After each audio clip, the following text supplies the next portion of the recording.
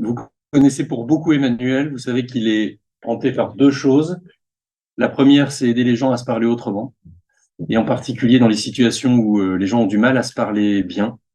Et la deuxième, c'est faire réussir les transformations, surtout quand elles paraissent parties au tapis.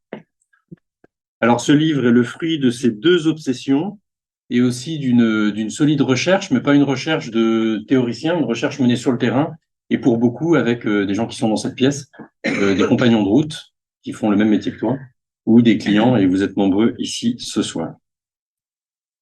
Emmanuel, tu dis à la page 5 de ton livre,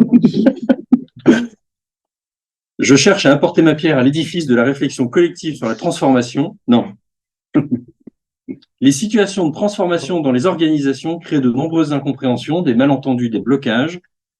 Une longue pratique de l'accompagnement m'a permis de découvrir une hypothèse qui nous simplifierait la vie. Quelle est cette hypothèse? Alors, ça c'est peut-être le plus difficile. Faut que je parle fort. Hein. Il faut que tu parles Il fort. faut que je parle fort. Ok. Donc, cette hypothèse, c'est le fait de postuler que derrière tous ces blocages, il y a tout simplement une bonne raison, comme le titre du livre le dit, et que en fait, ce qu'on prend naturellement comme des résistances au changement en disant mais ils ne veulent pas faire ce mouvement, et ben si on dépasse cette première réaction et qu'on va chercher la bonne raison qu'il y a derrière, on va trouver quelque chose de très utile pour nous, pour l'organisation. Alors, tu m'as dit de faire court. Ouais, c'est très bien que tu fasses court. C'est quoi une bonne raison, Emmanuel? Parce que j'ai cherché une définition. Alors, page 21, j'en ai vu une, et page 54, j'en ai vu une autre. Ouais, ça, et donc, c'est quoi une bonne raison? Ouais, c'est pas mon fort. Si on essaie de résumer, une bonne raison, c'est une raison qui est bonne pour tous les gens concernés. C'est pas une, c'est-à-dire quand on dit, par exemple, il y a une personne qui résiste, c'est une personne, il y a une bonne raison qui est derrière, mais c'est pas pour elle que la raison est bonne, c'est pour toute l'organisation, pour tout le collectif qui est concerné. Et c'est ça qui fait qu'elle est bonne, c'est elle concerne, on pourrait dire, le bien commun, ouais, elle concerne le collectif.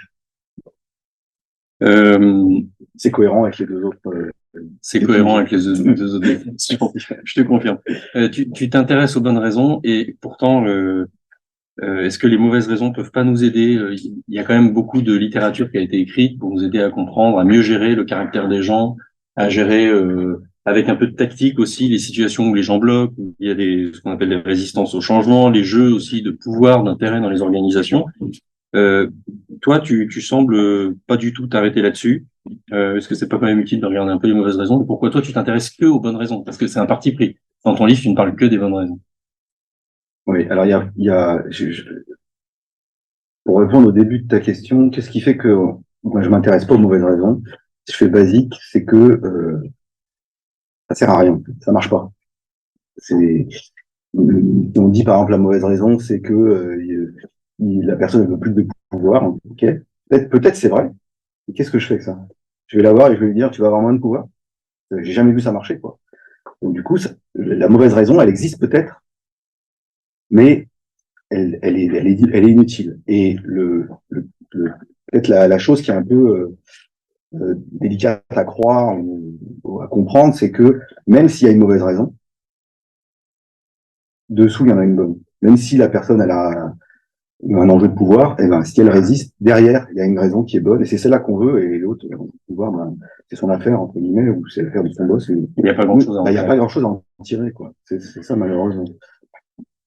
Alors, c'est l'idée, au fond, là, on a l'idée simple, je pense assez puissante, en fait, qui traverse ton livre. C'est un livre court, hein, qui se lit bien. Vous verrez, avec un peu de concentration quand même. Mais, on apprend plein de choses, mais la structure est sur ce livre très court, elle est quand même très pensée, c'est très architecturé, quoi. Voilà. Et au-delà de cette idée simple, il y a quand même cette intention que tu as d'aider le lecteur à chercher les bonnes raisons à différents niveaux et dans différentes configurations. Et donc, tu distingues les bonnes raisons liées à la situation et puis ensuite les bonnes raisons liées à les bonnes raisons personnelles. Voilà. Est-ce que tu peux nous aider à y voir un peu clair dans cette structure? Parce qu'on peut lire le livre et ne rien comprendre du tout à la structure si on n'y a pas quand même un peu goûté, quoi. Ouais. Alors, donc, à l'heure, il y a quelqu'un qui demandait pourquoi il y avait des poupées russes. C'est parce que la structure du livre, c'est des poupées russes. C'est le principe. Et on pourrait dire les bonnes raisons d'une personne. Vous voyez, c'est pas la première poupée russe. C'est les premières qui me viennent à l'idée. Généralement, il y a quelqu'un qui réussit, on dit, il fait chier Emmanuel, pourquoi il veut pas faire ce qu'on lui demande, quoi. Il a un mauvais caractère, il est colérique, ou alors il est entêté. Et assez vite, on donne une interprétation qui est basée sur la personne. Et une des choses qui est à la base de cette structure, c'est que moi, je trouve que quand on fait ça, on fait un raccourci et qu'on a beaucoup plus de chances de se tromper que on a 90% de chances de se tromper, en fait. C'est-à-dire de mal interpréter la personne. Pour bien interpréter comment faire, eh ben, l'idée, et c'est la structure du livre, c'est de se dire une organisation. Ça va, une organisation, on va dire, c'est la plus grosse poupée russe, c'est celle dans laquelle les gens sont, quoi. Et il y a des gens dans la salle qui connaissent bien ça. Si elle traverse une situation un peu critique, que les résultats sont pas bons, qu'on est en redressement judiciaire, généralement les gens sont pas très contents à l'intérieur. Vous voyez, ils ont des mauvaises émotions, quoi.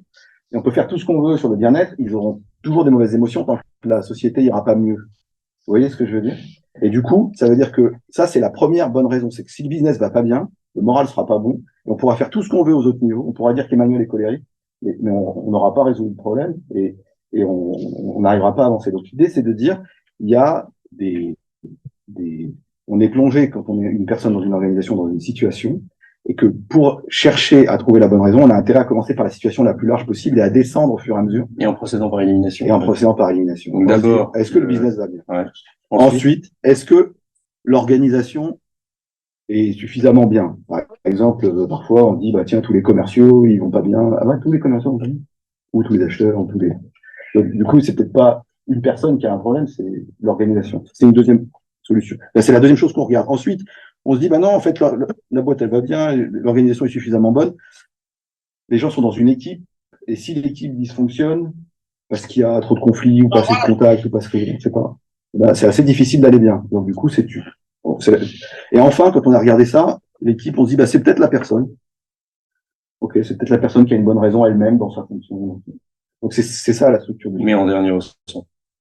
L'aspect personnel, c'est toujours en dernier, ouais, c'est quand même, c'est là où on fait moins d'erreurs. On dit, on mettra l'aspect personnel en dernier ressort. Je trouve que c'est là où on fait moins d'erreurs.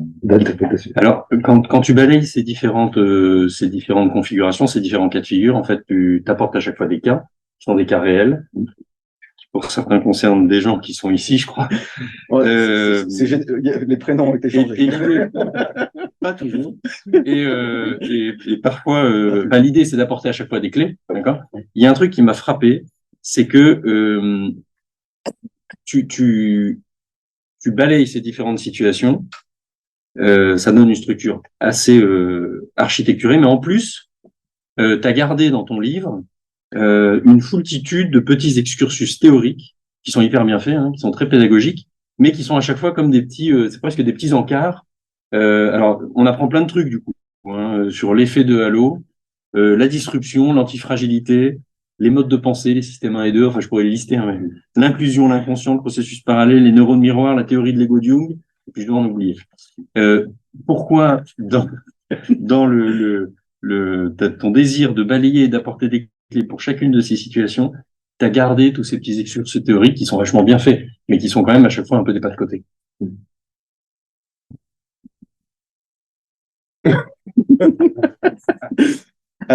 En fait, il y a plusieurs façons de répondre. La première façon, c'est qu'en fait, au départ, j'ai commencé par ça. J'ai commencé par la théorie et en fait, j'ai voulu mettre de l'ordre dans mes idées. J'en avais plein des théories, j'avais étudié plein de choses, je m'étais formé à plein de trucs et je voulais mettre de l'ordre. Donc, j'ai commencé par ça. Et puis après, on m'a dit, c'est illisible ton truc. Parce que c'est très. Tu as J'ai dû le dire. Tu l'as dit. Et tu avais raison, c'était vraiment illisible. Et à la fois,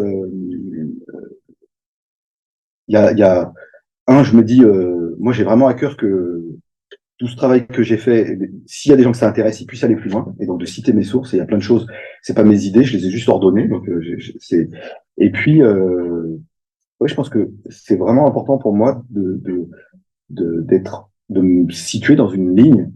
Il y a des gens qui ont réfléchi et puis donc voilà, j'espère apporter ma pierre. Elle n'est pas très épaisse, mais une petite marche quoi dans l'échelle pour mieux comprendre et mieux gérer les transformations. Et donc pour faire ça, moi, il me semblait important rendre à César ce qui était à César.